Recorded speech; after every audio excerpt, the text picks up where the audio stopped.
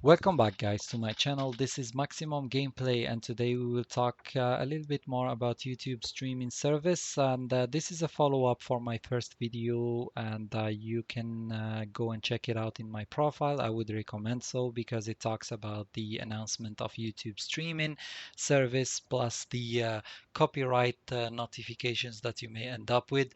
I'll talk a little bit more about that because it's one of my frustrations at the moment. And also, this is mainly for PC gaming. I'm not sure how it works with console gaming, so I'll talk a little bit about that also.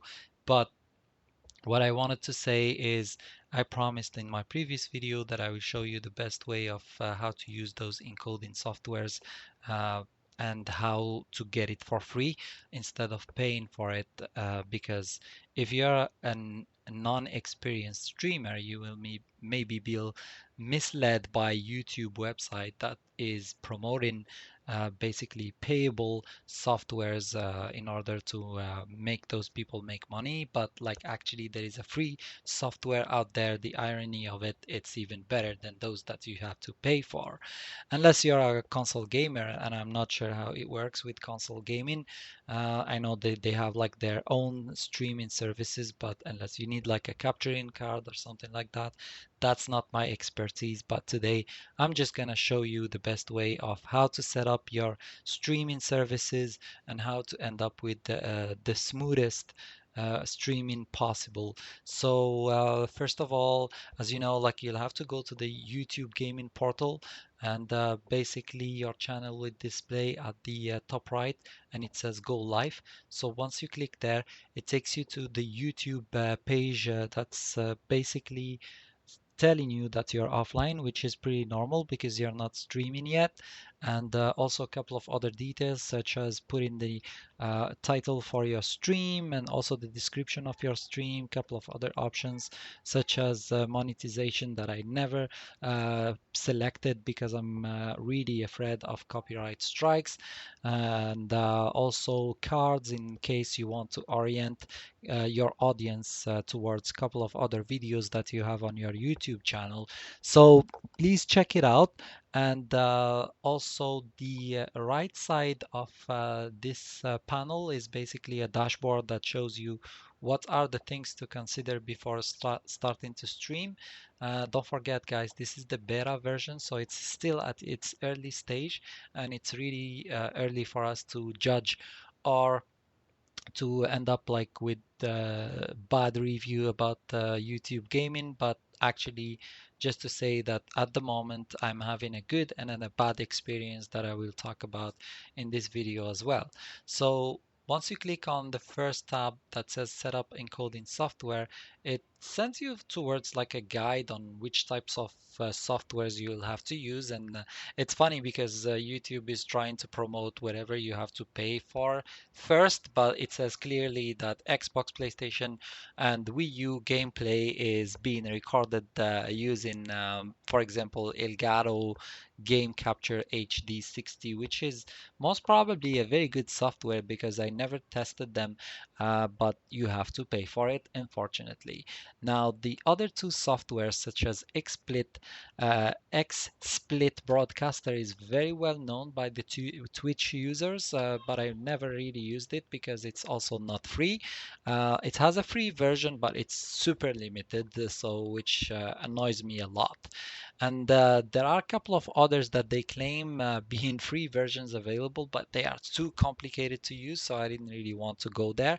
So my favorite, and the irony of it, it's the Open Broadcaster software that was kept at the end of this list. And technically, this is like an entire complete free software, and it's even better than those that you pay for. Now, for Open Broadcaster, I show a lot of respect to the developers of this type of softwares because they are giving us the opportunity, honestly, to have access to streaming without paying for it. And it's pretty compatible with the major like types of Windows, as you can see. But not only that, the good news with NVIDIA graphic card owners, they know very well that there is an option out there called shadow play, which offers like streaming versus that software that takes you right away to the Twitch channel, and you'll be broadcasting or streaming with the optimized configuration. Now, with Open Broadcaster, they made this option called NVENC, which belongs to Nvidia and will make the experience way better than using the encoding code, which is the H264 that we will talk about in a very quick moment. Now, let me show you guys the way on how to set up the Open Broadcaster to end up with the best stream possible. So you just you install the Open Broadcaster, of course, and then you will end up in this page. So the first thing that you have to do is go to settings and then go to the broadcast settings, and that's the first thing that you need to do is to log the URL and also the key that belongs to the stream. So you'll just ask yourself, where can I get those informations from? Very easy. So as I showed you, when you go to YouTube Gaming, you click Go Live, so it takes you to the YouTube interface where you're supposed to stream. And right there at the bottom, you will see the encoder setup. So all you have to do is pick the URL and copy it on the Open Broadcaster, but also the stream name key, and also copy it there. So once you've done with that, the next thing to do is video. So here you will find a couple of details on what way should you prefer to stream your video, and I would recommend for those that they own a GTX 980 such as myself, like the best way of testing and benchmarking the power of your graphic card is to start with the 1080p. If not, then you always have the choice to downscale the resolution and play with it until you end up with the best setting possible. So never mind what it says here, monitor 1 and 2 and 3, because I have 3 of them. But technically you should be having only one monitor.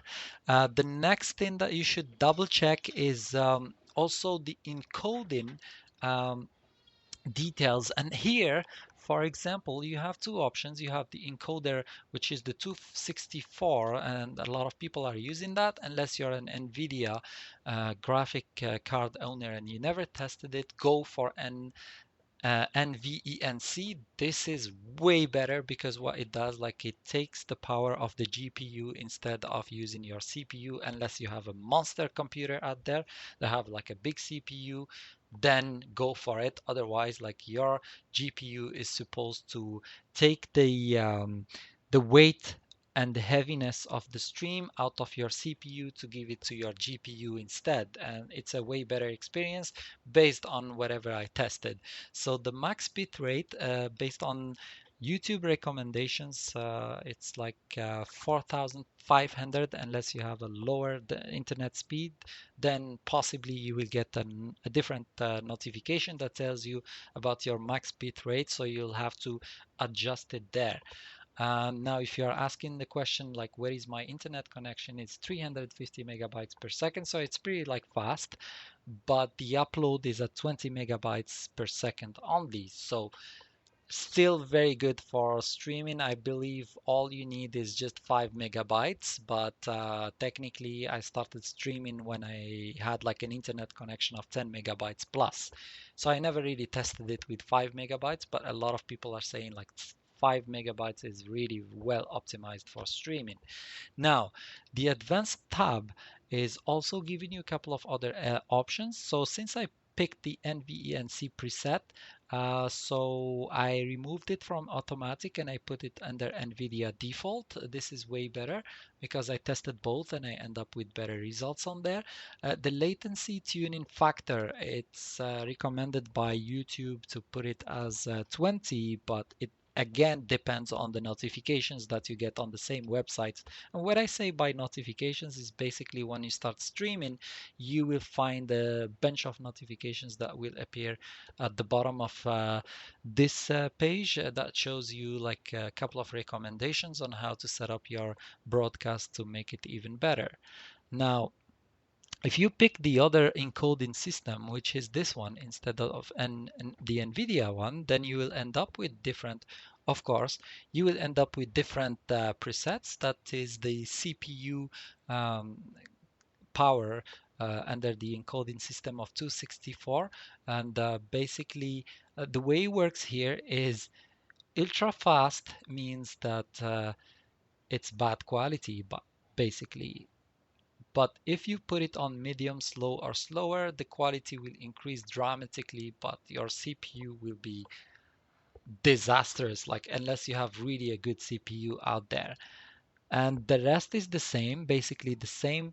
The only thing I wanted to suggest is also the bitrate for the audio, and I got like a couple of notifications that says the bitrate is really high and it should be turned down to 112. So I tested that, but still I kept on getting the notifications. So I'm not sure what's going on there, but like keep in mind, guys, that YouTube gaming it's still at its early stages, and the only thing I wanted to say, once you start streaming, keep on playing with those options and until you end up with the best setup possible.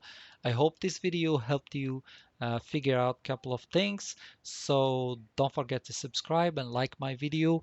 A couple of other things that I may say here before I wrap it up also. So create your scenes and add the capture, game capture, and then that should be capturing the game based on wherever you have open on your desktop.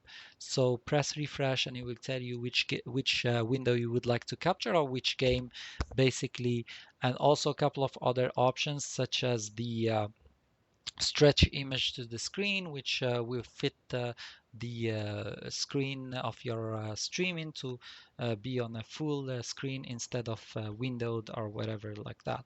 So it's just about the position, or you can just use a couple of other options here, such as fit to screen.